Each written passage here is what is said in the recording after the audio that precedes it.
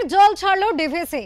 তবে গতকালের তুলনায় আজকে জল ছাড়ার পরিমাণ বাড়ালো ডিভিসি। মাইথন ও পাঞ্চের দুই জলাধার থেকে 57,648 কিউসেক জল ছাড়া হলো ডিভিসির তরফে। এদিন মাইথন থেকে 27,697 কিউসেক এবং পাঞ্চের থেকে 29,951 কিউসেক জল ছাড়া শুরু হলো। নদী তীরবর্তী এলাকায় সতর্কতা জারি।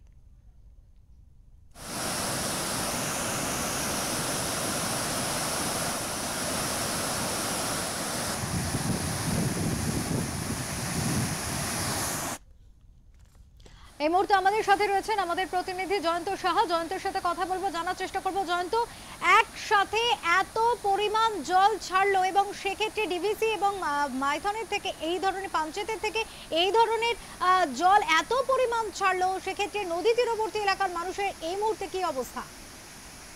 দেখো পূর্বা, জানিয়ে রাখি ডিভিসি ধাপে ধাপে জল ছাড়ানোর পরিমাণ বাড়াচ্ছে। বেশ কিছুদিন ধরে জল ছাড়ছে ডিভিসি কর্তৃপক্ষ দুটি জলাধার থেকে, মাইথন জলাধার ও পাঞ্চেত জলাধার থেকে। আজ সকালে যে আপডেট আছে আমাদের কাছে, 57,648 কিউসেক জল ছেড়েছে দুটি জলাধার থেকে, 27,697 কিউসেক জল ছেড়েছে পাঞ্চেত থেকে, 29,991 কিউসেক জল ছেড়েছে মাইথন থেকে।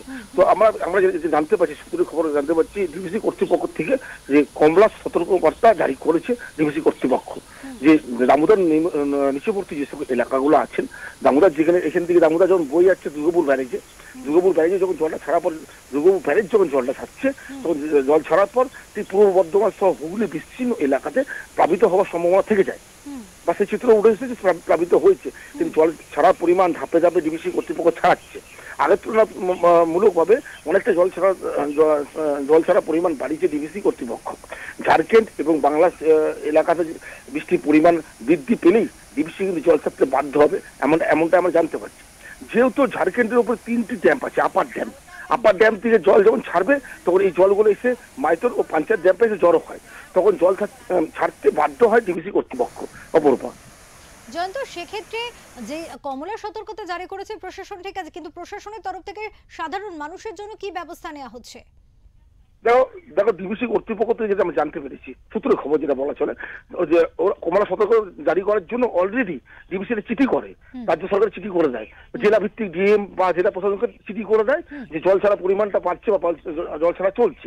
সেই মতে যে নদী তীরবর্তী যে নিচু এলাকাগুলো আছে সেখানে যারা বসতি থাকে তাদেরকে মাইকিং করে জানানো হয়। এটা সর্বকাল থেকে আমরা দেখে আসছি।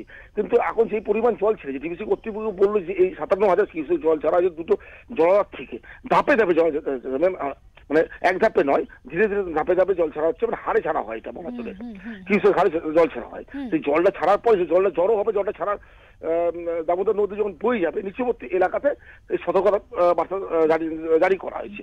সেখানে প্লাবিত হওয়ার সম্ভাবনা থাকে 100%।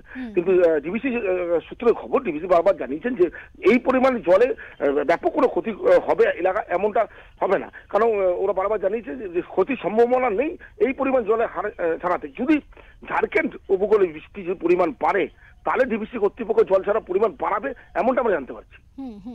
অনেক ধন্যবাদ জয়ন্ত তোমাকে।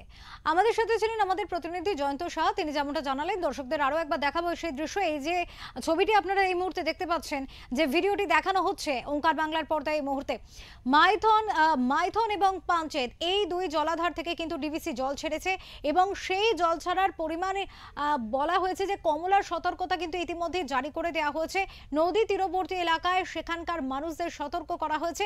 যদিও পরবর্তীতে কিন্তু যদি বৃষ্টির পরিমাণ আরো বাড়ে এবং জলের পরিমাণ আরো বেড়ে যায় তাহলে কিন্তু ডিভিসি আবারও জল ছাড়তে পারে, এমন সম্ভাবনার কথাও কিন্তু অলরেডি জানিয়ে রেখেছে।